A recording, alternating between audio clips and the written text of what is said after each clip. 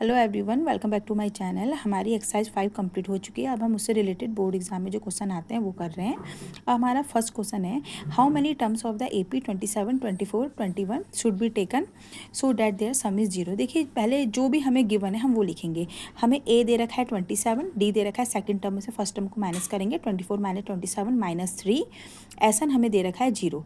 अब इस एसन equal to zero मतलब सम ऑफ जीरो के लिए हमें वो एन टर्म्स निकालें। हाउ मेनी टर्म्स, तो एन की वैल्यू हमें फाइंड आउट करनी है। हम एसन का फॉर्मूला रखते हैं n/2 ब्रैकेट में 2a plus n-1 into d is equal to zero. हमें a की वैल्यू डी की वैल्यू सब हम यहाँ पुट कर देते हैं, a की जगह d की जगह।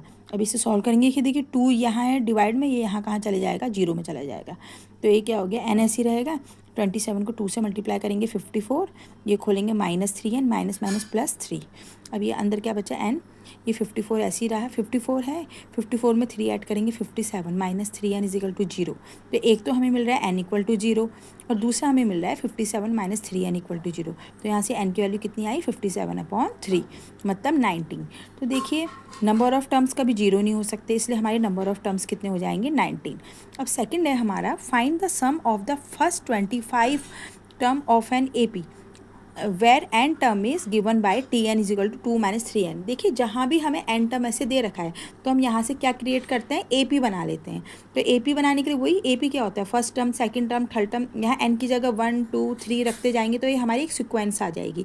तो n की जगह 1 रखते हैं तो कितना आ जाएगा, n की जगह 1 रख के 2 माइनस 3 माइनस 1, n की जगह 2 रखते हैं तो कितना आ जाएगा, 2 minus 3 into 2 2 minus 6 minus 4, n की जगह 3 रखते हैं, 2 माइनस 3 इंटू 3 9 -7 आ जाएगा। तो ये हमारी AP आ गई, AP आ गई -1, -4, -7। अब यहाँ से हम A निकालेंगे, D निकालेंगे।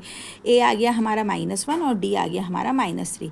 D कैसे निकलता है, सेकंड टर्म में से फर्स्ट टर्म को माइनस करते हैं। अब हमसे पूछ रहा है कि find the sum of first 25 terms. तो सम ऑफ 25 टर्म्स मतलब S25 निकालना है। फॉर्मूला हमारा वही n/2 ब्रैकेट में 2a plus n-1 into D. n की जगह 25 रखेंगे, a की जगह -1 रखेंगे, d की जगह -3 रखेंगे। तो इसका वैल्यू हमने यहाँ पुट कर दी, हो गया 25/2 ऐसे रहा, ये -2, 25 में से 1 माइनस करा 24, ये -3, ये 25/2 ऐसे रहा -2, 24 इंटू 3 कितना हो गया, -72, साइन माइनस का आएगा। अब ये 25/2 ऐसे रहा, ये -72 -2 कितना हो गया, -74। 2 से डिवाइड करेंगे कितने बार जाएगा, 37 बार। तो -25 इंटू 37 कितना आ गया, -925। इसका मतलब सम ऑफ 25 टर्म्स कितना है, -925। अब है हमारा थर्ड क्वेश्चन है हमारा, विच term of the AP 3, 14, 25, 36 will be 99 more then इस 25 टर्म। तो देखिए सबसे पहले हमें AP दे रखी, इसमें A होगा हमारा 3, D होगा 14 माइनस 3 मतलब 11। अब हम अकॉर्डिंग टू क्वेश्चन कह लगते हैं कि अकॉर्डिंग टू क्वेश्चन के हिसाब से चलने पर क्या मिलता है कि विच टर्म ऑफ AP, हम मान लेते हैं n term of AP, which term of AP is 99 more than its 25 term. A25 term के लिए A भी यूज़ करते हैं, T भी, A25। तो हमने विच टर्म ऑफ AP मतलब एन टर्म ऑफ AP। तो अब इसको वैल्यू हम रख लेते हैं। AN का formula A plus n-1 into D, 99 ऐसी, A25 की जगह A प्लस n की जगह कितना आ जाएगा, 25 -1 इंटू डी। सॉल्व करेंगे, A की जगह 3 रख दिया, D की जगह 11 रख दिया।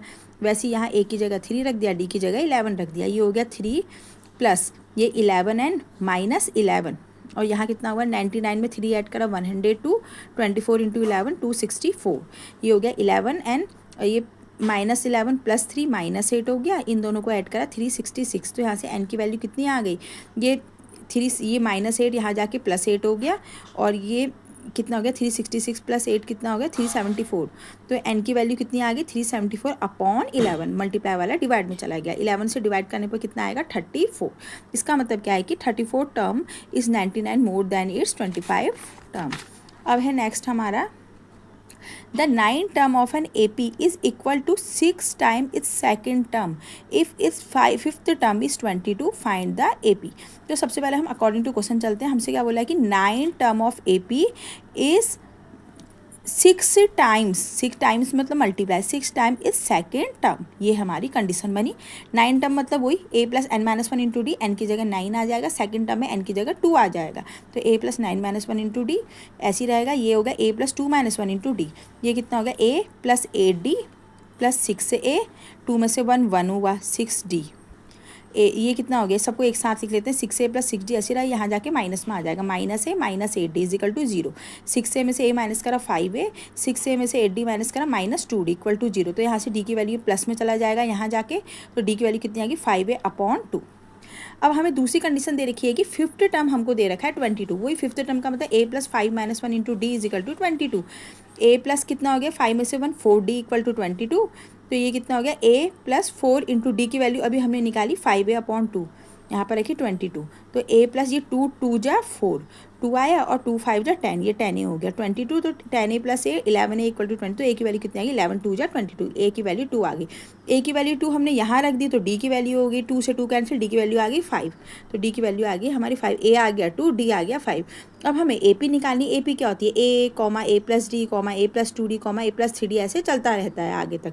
तो a की जगह हो गया 2, d की जगह a की जगह 2, d की जगह 5, 5 + 2 7, a की जगह 2, d की जगह 5, 5 2 जा 10, 10 + 2 12, a की जगह 2, d की जगह 5, तो 5 3 जा 15, 15 + 2 17। तो हमारी AP क्या बनी 2, 7, 12, 17। तो ये हमारी AP बन गई। तो ये हमारे क्वेश्चंस हैं जो हमने सॉल्व करे। अगर आपको मेरा वीडियो अच्छा लगा हो तो please subscribe my channel. Thank you.